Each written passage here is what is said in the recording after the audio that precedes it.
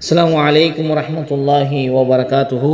அல்ஹம்துலில்லாஹி வஹ்தா வஸ்ஸலாத்து வஸ்ஸலாமு அலா மன் லா நபிய்ய பஅதஹு பஅத். எல்லா புகழும் ஏகருனாகி அல்லாஹ் ஒருவனுக்கு மாத்திரம் உரித்தானதாக.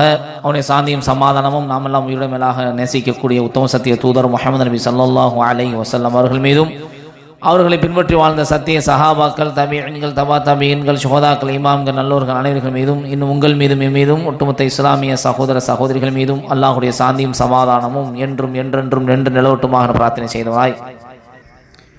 அன்பார்ந்த உறவுகளே, அன்னை ஃபாத்திமா பெண்கள் அரபிக் கல்லூரி சார்பாக நடத்தப்படும் கற்போம் கற்றுக் கொடுப்போம் என்ற நிகழ்வின் வாயிலாய் மீண்டும் உங்கள் அனைவரையும் சந்திப்பதில் மகிழ்ச்சி அடைகிறோம். அல்ஹம்துலில்லாஹ். அன்பார்ந்த சொந்தங்களை உறவுகளே, நாம் அகீதா சம்பந்தமான தொடரை நாம் பார்த்து வருகிறோம். அதில் அகீதா என்றால் என்ன என்பதை நாம் இதற்கு முன்னால் உள்ள வகுப்பில் பார்த்தோம். இன்றைய தினம் அகீதாவை எங்கிருந்து எடுக்க வேண்டும், இந்த கொள்கை என்று சொல்லக்கூடிய அகீதாவை நாம் எங்கிருந்து எடுக்க வேண்டும், மார்க்க ஆதாரங்களை கொண்டு நிறுவப்படுவதற்கு அகீதா என்று கூறப்படும். ஆதாரங்களில் உட்படாத எந்த ஒரு விஷயத்தையும் அகீதாவில் எடுக்க முடியாது என்பதை நாம் தெரிந்து கொள்ள வேண்டும். இதன் அடிப்படையில் அகீதாவை அல்லாஹுவின் வேதம், அவனுடைய நபியின் விளக்கம் ஆகியவற்றிலேயே தவிர எதிலிருந்தும் பெறக்கூடாது.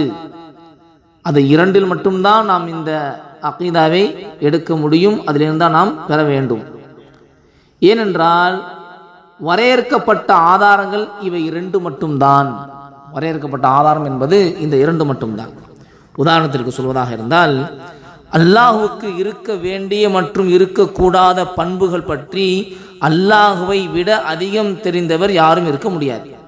அதற்கு பின் அவனுடைய தூதரை விட அதிகம் தெரிந்தவர் யாரும் இருக்க முடியாது. ஆகவேதான் நபி தோழர்களும் அவர்களை பின்பற்றியவர்களும் குர்ஆன் மற்றும் சுன்னாவில் மட்டுமே அகீதாவை கற்றார்கள் என்பதை நாம் விளங்கிக் கொள்ள வேண்டும். அல்லாஹிற்குரிய பண்புகளில் குர்ஆனும் சுன்னாவும் எதை கூறியதோ அதை மட்டுமே நம்பிக்கை கொண்டார்கள், அதன்படி மட்டும் அவர்கள் செயல்பட்டார்கள். இந்த ஆதாரங்களில் உறுதி செய்யப்படாத அனைத்தையும் மறுத்தார்கள். இதனால்தான் அவர்களிடையே அகீதாவில் எந்த கருத்து வேறுபாடும் ஏற்படவில்லை என்பதை நாம் இங்கு விளங்கிக் கொள்ள வேண்டும். அவர்கள் அனைவருமே ஒரே அகீதாவில் ஒரே ஜமாத்தாக இருந்தார்கள். குர்ஆனையும் சுன்னாவையும் பற்றி பிடிப்பவர்கள் மட்டுமே சரியான அகீதாவில் இருப்பார்கள். அவர்களே ஒன்றுபடுவார்கள், அவர்கள்தாம் ஒரே வழிமுறையில் இருப்பார்கள் என்று அல்லாஹ் ரப்புல் ஆலமீன் கூறுகிறான். அல்லாஹ் குர்ஆனை சொல்லும் பொழுது, வஅதஸிமூ பிஹபிலில்லாஹி ஜமீஅன் வலா தஃபர்ரகூ, நீங்கள் அனைவரும் ஒன்று சேர்ந்து அல்லாஹுடைய கயிற்றை பலமாக பற்றி பிடித்துக் கொள்ளுங்கள் என்பதாக அல்லாஹ் ரப்புல் ஆலமீன் 3வது அத்தியாயத்தினுடைய 103வது வசனத்தில் அல்லாஹ் பதிவு செய்வான். அல்லாஹுவின் தூதர் ஸல்லல்லாஹு அலைஹி வஸல்லம் அவர்கள் கூறினார்கள், உங்களுக்கிடையே மிக முக்கியமான 2 விஷயங்களை நான் விட்டுச் செல்கிறேன். அதை நீங்கள் உறுதியாக பற்றி பிடிக்கும் காலம் வரை நீங்கள் ஒருபோதும் வழி தவற மாட்டீர்கள். அதுதான் 1 அல்லாஹுவின் வேதம், 2 அவனுடைய நபியின் வழிமுறை என்பதாக அல்லாஹுடைய தூதர் ஸல்லல்லாஹு அலைஹி வஸல்லம் சொல்லக்கூடிய செய்தி முவத்தால் மாலிக் என்று சொல்லக்கூடிய அந்த ஹதீஸ் புத்தகத்தில் இடம் பெற்றிருக்கிறது. ஆக நாம் இங்கு விளங்க வேண்டிய முக்கியமான ஒரு விஷயம், அகீதாவை நாம் குர்ஆன் சுன்னாவில் இருந்து மட்டும்தான் நாம் எடுக்க வேண்டும், அதிலிருந்தான் நாம் புரிய வேண்டும், அதை தான் நாம் வலுவாக பற்றி பிடிக்க வேண்டும்.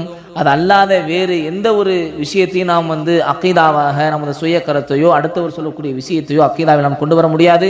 அல்லாஹும் அல்லாஹுடைய தூதரும் என்ன சொல்லியிருக்கிறார்களோ அதிலிருந்து நாம் எடுக்க வேண்டும், அதிலிருந்து நாம் அகீதாவை கொண்டு வர வேண்டும் என்பதை நாம் புரிந்து கொள்ள வேண்டும். அது அல்லாத வேறு எந்த ஒரு விஷயமாக இருந்தாலும் அதை நாம் புறக்கணிக்க வேண்டும் என்பதை நாம் இங்கு விளங்கிக் கொள்ள வேண்டும்.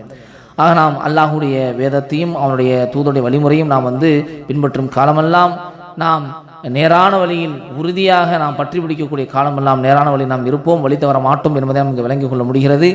ஆக அன்பார்ந்தவர்களே, கெட்ட அகீதா உருவாகுவதற்கான காரணங்கள் என்ன? இப்போ அகீதாவை எங்கிருந்து எடுக்க வேண்டும் என்பதை நாம் பார்த்து விட்டோம். கெட்ட அகீதா, வழிகெட்ட கொள்கைகள் உருவாவதற்கான காரணங்கள் என்ன என்பதை இன்ஷா அல்லாஹ் அடுத்தடுத்த பாடங்களில் வகுப்புகளில் தொடர்ந்து பார்ப்போம். தொடர்ந்து இணைந்திருங்கள். அஸ்ஸலாமு அலைக்கும் வரஹ்மத்துல்லாஹி வபரகாத்துஹு.